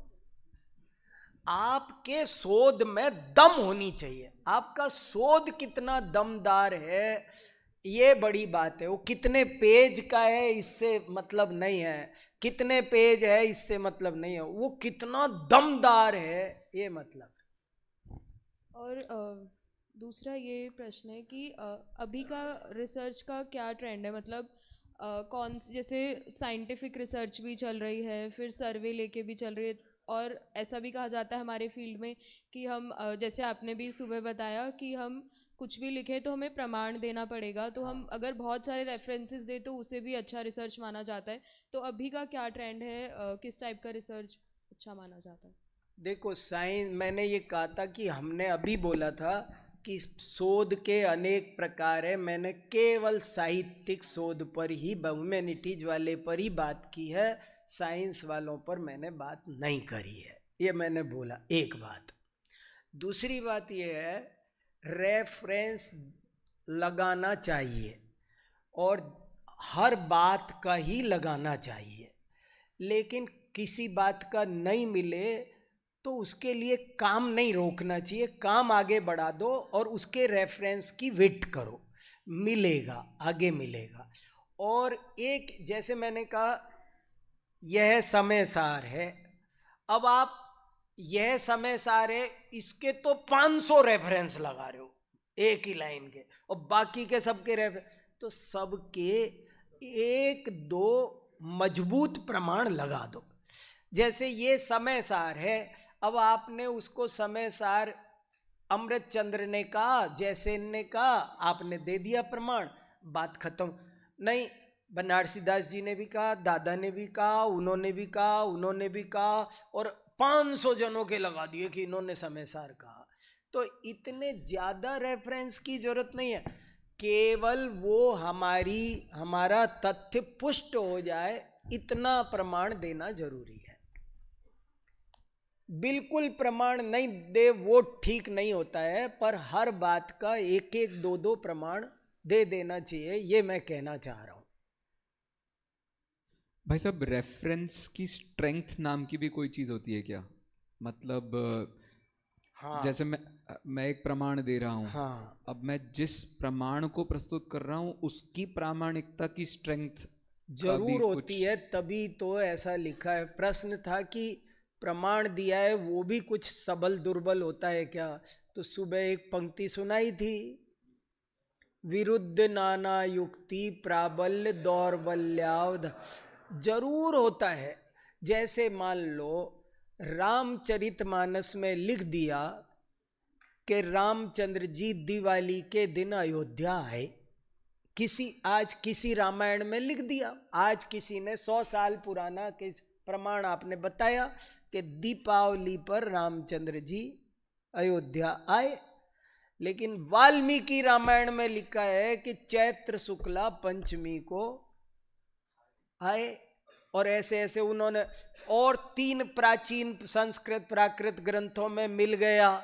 तो अब क्या करोगे? अब आप जिद करो कि नहीं, तुलसीदास जी ने तो लिखा है दिवाली को आए थे, अरे भाई तुलसीदास जी ने लिखा था, ये दुर्बल बात हो गई। किसी ने कुछ भी कह दिया, जैसे मान लो कोई आदमी ने कुछ भी कहा, किसी ने कोई भी, वो फला अखबार में छपा है, अभी बात आई ना जनरल में और पीयर रिव्यूड जनरल में, मान लो कोई बात आई और आप कह रहे हो, इसीलिए पता है शोध में बहुत सारे नेताओं के स्टेटमेंट को ज्यादा दमदार नहीं माना जाता। कोई नेता ने कुछ कह दिया ना, तो कोई जैन धर्म के बारे में कुछ कहा, कोई नेता कह गए, तो रिसर्च के फील्ड में, एकेडमिक फील्ड में वो कहते हैं नेताजी तुम्हारे प्रोग्राम में आए होंगे, तुमने उनको माला पहनाई होगी, सो तुम्हारी तारीफ तो करके जाना ही था। हाँ, लेकिन जब रामधारी सिंह दिनकर संस्कृति के 4 अध्याय में लिखते हैं कि जैन धर्म वेद पूर्व है, तो रामधारी सिंह दिनकर को किसी ने, जैन समाज ने कार्यक्रम में माला पहना के नहीं लिखवाया। उस बात में दम हो जाती है, ये फर्क है। तो इसलिए प्रमाण जरूर दुर्बल सबल होते हैं। इसीलिए तो आजकल ये चर्चा चलती है ना, आप मूल प्रमाण बताओ। जैसे आप कहो कि सब चतुर्थ गुण स्थान में आत्मानुभव होता है, और मैं पूछूं कैसे, तो बोले वो फला पंडित जी ने अपने लेख में लिखा है, तो ऐसे नहीं चलेगा। वो कह रहे आप ये बताओ कि कहीं संस्कृत प्राकृत के ग्रंथ में आया है, मूल में आया है, वहां खोजो थोड़ा, तो थोड़ा गंगा जितने ऊपर जाओगे उतनी ज्यादा पवित्र मिलेगी। ऐसे ही यहाँ भी है कि आप जितना थोड़ा ऊपर चले जाओगे, प्रमाण दुर्बल और सबल भी होते हैं, और हमें उनमें से सबल प्रमाणों को खोजना चाहिए। करुणान योग में कितने मुद्दे उठते हैं, और फिर बाद में जो मूल ग्रंथों में मिल जाए, धवला में मिल जाए, तो वहां सब चुप हो जाते हैं। कितनी बातें होती है, हम कहते हैं ना तत्वार्थ सूत्र में मिल गया तो सुप्रीम कोर्ट तो वो है फिर। भाई साहब, हाँ, अभी बात चल रही है कि शोध पत्र में प्रमाण, हर पंक्ति का प्रमाण लेना ही चाहिए, वो अच्छी बात है। हाँ, सुबह बात आई थी कि प्रमाण में तर्क अनुमान आदि को भी ग्रहण कर रहे हैं। हाँ, तो मेरा प्रश्न है, हाँ। शोध पत्र के अंदर हम उन सभी को कहाँ अवकाश दे रहे हैं? क्योंकि सामान्यतः वो तो देखने में आ रही है कि ये बात पैराग्राफ में है, इसका प्रमाण नहीं दिया गया है, तो उसको कहाँ अवकाश मिल रहा है? देखो, 2-3 बातें इस संदर्भ में इम्पोर्टेंट है।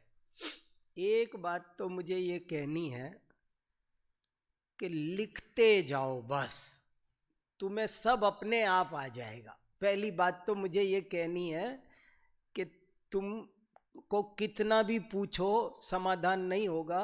समाधान है काम करते जाओ, करो करो करो, बस चिंता मत करो, तुम तो करते जाओ।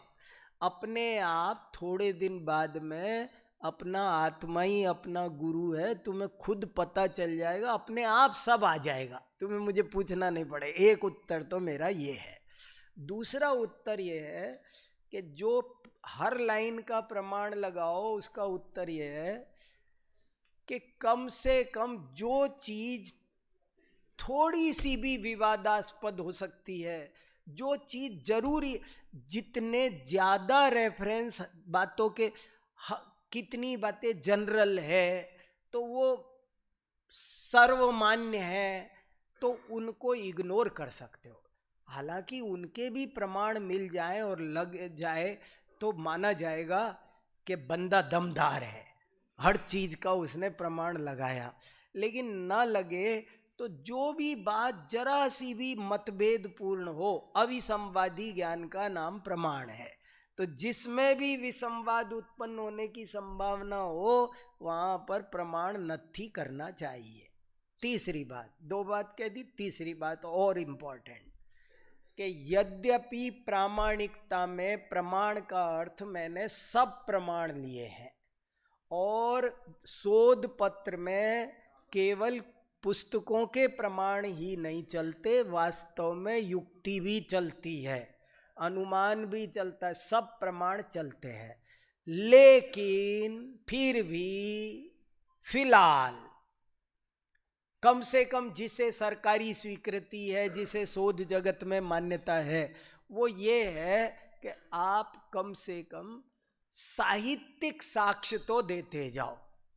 और कोई शिलालेखीय साक्ष्य हो सकते हैं, जैसे मान लो आपको चंद्रगुप्त मुनि बने और आपने वहां पर विंध्यगिरि का शिलालेख प्रमाण दे दिया, तो बात मजबूत हो गई।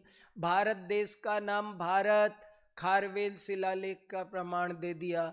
तो शिलालेखीय प्रमाण, साहित्यिक प्रमाण, जो भी प्रमाण संभव हो वो दे दो। और कम से कम इतना तो सीखें हम। बाकी फिर धीरे धीरे जब चर्चा होगी आगे सूक्ष्म, तो हमको सारे प्रमाण देने का हमको हक है। प्रमाणादर्थ संसिद्धि, प्रमाण से सिद्धि होती है। और प्रमाण में दोनों प्रमाण है, प्रत्यक्ष भी परोक्ष भी। इसलिए युक्ति और आगम भी। आप देखो, कोई बात चल रही है, आप शोध पत्र लिख रहे हैं और एक प्रमाण ये मिल रहा है, एक ये मिल रहा है, एक ये मिल रहा है, आखिर युक्ति भी तो कुछ चीज है। तो अब यहां युक्ति काम आएगी कि ये कौन चीज, क्यों आपने रामचरितमानस खंडित कर दिया और क्यों आपने वाल्मीकि रामायण मान ली? क्योंकि युक्ति थी हमारे पास में। युक्ति नहीं होती, सिर्फ किताबों ही किताबों से खेल रहे होते, तो किताब तो वो भी थी, किताब तो वो भी थी। ऐसे है।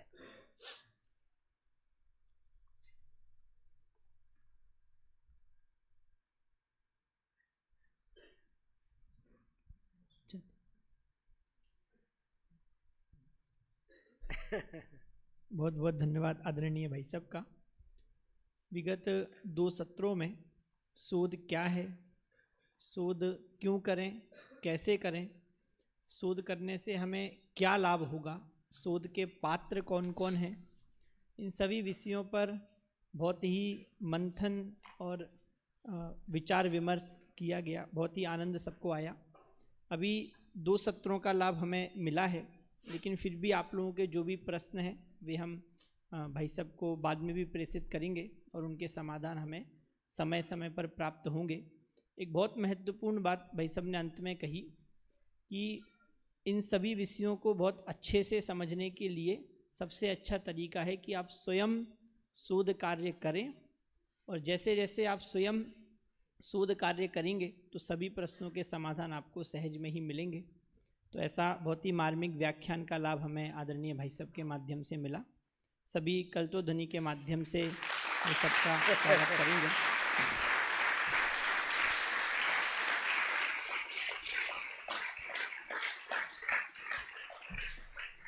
बहुत देर बिठा लिया आपको सबको, आनंद आया। कुछ मजा आया, लाभ हुआ।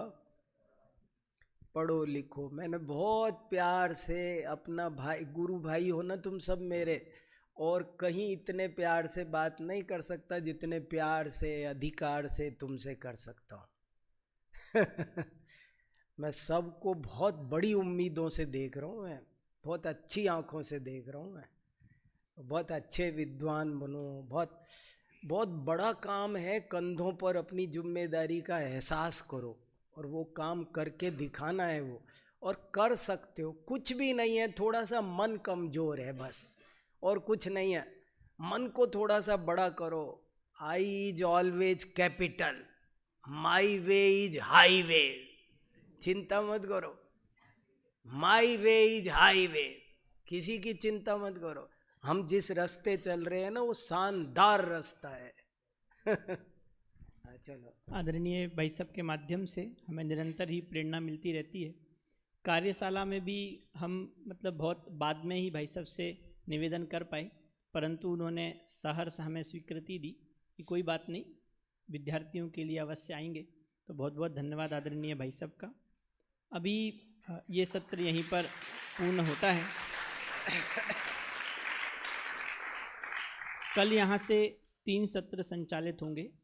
सबसे पहले सत्र में शोध पत्र के व्याकरणिक क्या क्या हम शोध पत्र लेखन में क्या क्या व्याकरणिक गलतियां करते हैं, तो भाषिक और व्याकरणिक क्या क्या शोध पत्र के पहलू हो सकते हैं, इस विषय पर हमें प्रोफेसर अनिल जी जैन का बहुत ही मार्मिक व्याख्यान का लाभ मिलेगा। उन्होंने बहुत सारे जो भी पुरानी हिंदी और अभी की हिंदी के जो प्रचलित नियम हैं उनमें तुलनात्मक अध्ययन करते हुए आप सभी के लिए बहुत व्यवस्थित शोध सामग्री उन्होंने तैयार की है, तो उसका भी लाभ हमें मिलेगा। इसके बाद शोध पत्र का क्या प्रारूप होता है, शोध पत्र में क्या क्या होता है, शोध सारांश कैसे तैयार करते हैं, जिन रेफरेंसेस के बारे में अभी बात की जा रही थी वे रेफरेंसेस कैसे दिए जाते हैं, साइटेशंस कैसे दिए जाते हैं, इन सभी विषयों के संदर्भ में अन्य 2 सत्रों में डॉक्टर संतोष जी गुप्ता के माध्यम से आपको सभी जानकारी मिलेगी। अभी हम यहीं पर सभा की समाप्ति की घोषणा करते हैं। बहुत अच्छा।